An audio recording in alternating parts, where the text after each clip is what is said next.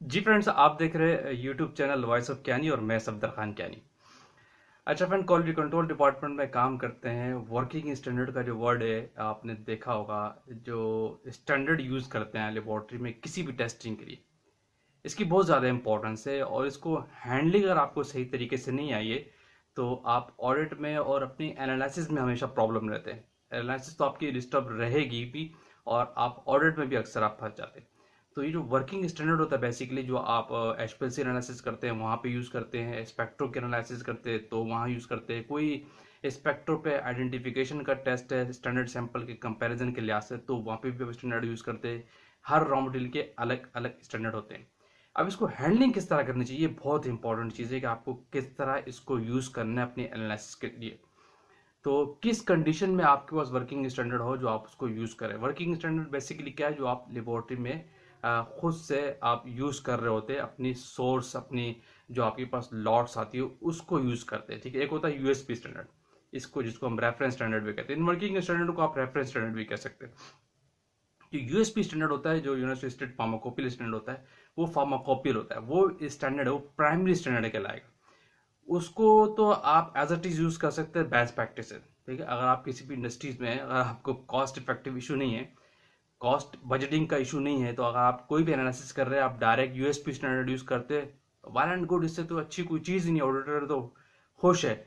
लेकिन वजह क्या है कि वो बहुत कॉस्टली होते हैं और वो बहुत महंगे पड़ते हैं। और वो 500 मिलीग्राम की क्वांटिटी में आते हैं और 250 मिलीग्राम की क्वांटिटी में आते हैं, 100 मिलीग्राम की क्वांटिटी में, इस तरह बहुत कम क्वांटिटी में आते हैं और आपके एनालिसिस तो डेली बेसिस पे हो रही होती है। इसलिए कोई भी इंडस्ट्री उसको डायरेक्ट यूज नहीं करती, वो बजटिंग के लिहाज से। लेकिन इसलिए फिर आपको डिफरेंट डिफरेंट गाइडलाइन से डब्ल्यूएचओ ने एक गाइडलाइन दी हुई है कि जिसकी बेस पे आप अपने स्टैंडर्ड को जो लॉट्स होती है उनको एज अ वर्किंग स्टैंडर्ड ले सकते हैं अगेंस्ट यूएसपी स्टैंडर्ड के स्टैंडर्डाइजेशन के बाद।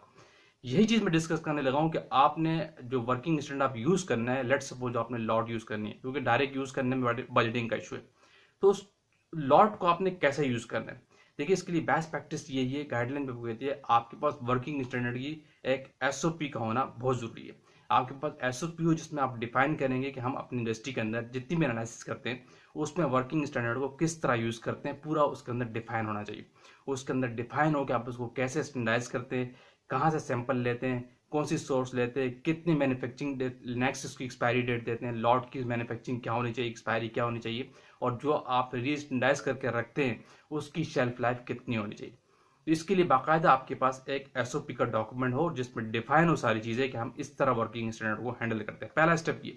दूसरा स्टैंडर्ड याद रखिए कि जो भी वर्किंग स्टैंडर्ड की जो लॉट आप यूज़ करते हैं, जो आपके पास मैन्युफैक्चरिंग में लॉट आ रही थी, उसको एज अ वर्किंग स्टैंडर्ड ले सकते हैं। किस सूरत में? पहले आप उसको स्टैंडर्डाइज करते हैं अगेंस्ट अपने प्राइमरी स्टैंडर्ड के। अगर आपकी इंडस्ट्री के अंदर प्राइमरी स्टैंडर्ड नहीं है तो आप वर्स्ट कंडीशन में जा रहे हैं। प्राइमरी स्टैंडर्ड का होना बहुत जरूरी है, यूएसपी स्टैंडर्ड का आपके स्टैंडर्ड होना आपके पास होना बहुत जरूरी है। क्यों? कि उसी के अगेंस्ट अपनी आप लॉट को स्टैंडर्डाइज करके रखेंगे जो आपका एज अ वर्किंग स्टैंडर्ड होगा। ऐसा नहीं होगा कि आपकी इंडस्ट्री के अंदर यूएसपी स्टैंडर्ड है ही नहीं और जो लॉट आ रही है, जो मैन्युफैक्चरिंग में जा रही है, उसी को आप as a working standard consider कर रहे हैं विदाउट स्टैंडर्डाइजेशन। कंसिडर आप उसी को करेंगे लेकिन आफ्टर स्टैंडर्डाइजेशन, ये मेरी बात याद रखिएगा।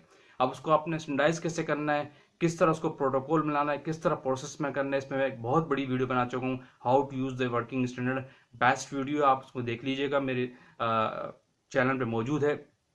पूरा प्रॉपर चैनल बताया गया कि आपने वर्किंग स्टैंडर्ड को किस तरह स्टैंडर्डाइज करना है, बाकायदा किस तरह उसको आपने डॉक्यूमेंट करना है, और क्या 6 आई प्रिंसिपल उसमें यूज होना है, और किस तरीके से कौन सी लॉट आपने चूज करनी है, और कितने स्टैंडर्ड बनाने। एक बात बड़ी याद रखिएगा, अब ये भी प्रैक्टिस हमेशा बड़ा नोटेड का पॉइंट है कि वर्किंग स्टैंडर्ड आप यूज करते हैं 1 साल के लिए होता है, डेफिनेटली उसकी शेल्फ लाइफ देते हैं, तो उसकी आप 12 वाइल्स बनाएंगे, हमेशा याद रखिएगा। पहला स्टेप क्या है कि आपके पास डॉक्यूमेंट का होना चाहिए। मैं हैंडलिंग के हवाले से बात कर रहा हूँ, ठीक है, मैं प्रोसेस को नहीं बताऊंगा, प्रोसेस में इससे पहले बता चुका हूँ कैसे आपने वर्किंग स्टैंडर्ड को स्टैंडर्डाइज करना है, उसका पूरा प्रोसेस मैं आपको बता चुका हूँ। एसओपी मैंने डिफाइन की हुई। मैं आपको इस पर सवाल आ रहे थे, दोबारा इसको मैं डिस्कशन कर रहा हूँ कि आपके पास सबसे पहले एक डॉक्यूमेंट का होना जरूरी है, उसके बाद आपके पास एक यूएसपी स्टैंडर्ड का होना जरूरी है, प्राइमरी स्टैंडर्ड इसको कहते हैं। उसके अगेंस्ट आप वर्किंग स्टैंडर्ड को स्टैंडर्डाइज करेंगे और उसके स्टैंडर्डाइज करने के बाद फिर आप उसको यूज कर सकते हो, और जो स्टैंडर्डाइज करेंगे उसके आप 12 वाइल्स बनाएंगे। एक पॉइंट याद रखिए, ये ऑडिट का पॉइंट हमेशा याद रखिएगा। जो भी आपका वर्किंग स्टैंडर्ड होता है उसके आप 12 वाइल्स बनाते हैं, हर महीने की एक वाइल यूज करते हैं, उसको फिर डिस्कार्ड कर देते हैं हर महीने आपके, क्योंकि आप शेल्फ लाइफ देते हैं वर्किंग स्टैंडर्ड की 1 साल की, तो इसीलिए उसके आपकी 12 वाइल्स बना के रखें, हर महीने की एक वाइल हो, ताकि आपकी वाइल कंटामिनेशन के चांसेस कम हो और मॉइस्चर अगर वो एब्जॉर्ब करती है तो 1 महीने के अंदर अंदर ज्यादा न हो। एक वाइल को अगर 1 साल के लिए आप यूज करते हैं तो गलत प्रैक्टिस है, ये पॉइंट याद रखिएगा। जो भी वर्किंग स्टैंडर्ड को आप स्टैंडर्डाइज करते हैं अपने लाइसेंस के लिए, जो आपका वर्किंग स्टैंडर्ड होता है उसको कभी भी 1 साल के लिए लेते हैं, लेकिन एक वाइल नहीं बनाते, उसकी आपको हमेशा 12 वाइल्स बनानी पड़ती है, 12 वाइल्स आपने यूज करनी है, each while for each month है हमेशा, ठीक है। 1 महीने के लिए एक वाइल यूज करते हैं, फिर वाइल डिस्कार्ड हो जाती है, इसका पूरा प्रोटोकॉल रखते हैं, आप डॉक्यूमेंट करते हैं और रिकॉर्ड रखते हैं, इसके बाद आप वर्किंग स्टैंडर्ड को आप यूज करते हैं, जो आपके पास लॉट आती है जिसको आप स्टैंडर्डाइज करते हैं after standardisation against primary standard, USP standard. तो ये पूरा एक प्रोसेस है, अगर आपने वर्किंग स्टैंडर्ड को हैंडल करना है तो आपको पहले उसको स्टैंडर्डाइज करना है एज पर डॉक्यूमेंट और यूएसपी के अगेंस्ट उसको स्टैंडर्डाइज करना है, उसकी 12 वाइल्स बनानी है, फिर उसको आपने यूज करना है। ऐसा नहीं होगा कि आपने कोई भी वेयर हाउस से जाकर लॉट ली और उसको as a working standard use कर लिया और वही पोटेंसी आपने यूज कर ली जो आपकी रिलीज पोटेंसी थी, वो नहीं होगा, याद रखिएगा। वर्किंग स्टैंडर्ड आप अगेन स्टैंडर्डाइज करते हैं यूएसपी के अगेंस्ट, फिर जो आपकी पोटेंसी आती है वो उस पोटेंसी को आप एज अ वर्किंग स्टैंडर्ड के तौर पर यूज करते हैं। ये बहुत इंपॉर्टेंट पॉइंट है, हमेशा याद रखिएगा, कभी भी डायरेक्ट वेयर से लॉट उठा के और वही पोटेंसी लेके यूज नहीं करते। क्लियर होगा ऊपर आपको कंसेप्ट, ये क्लियर होगा कि हो गया होगा कि वर्किंग स्टैंडर्ड को आपने किस तरह हैंडल करना है लेबोरेटरी के अंदर। ये बहुत इंपॉर्टेंट है, बहुत क्रिटिकल चीज है, इसको बड़ा केयरफुली आपको लेकर चलना पड़ता है। अभी वीडियो को क्लोज करते हैं, इसी तरह आएंगे किसी और टेक्निकल बात के साथ। जो लोग चैनल पर न्यू है सब्सक्राइब लाजमी करके जाइए ताकि इस तरह की टेक्निकल वीडियोज आप तक पहुंचती रहे।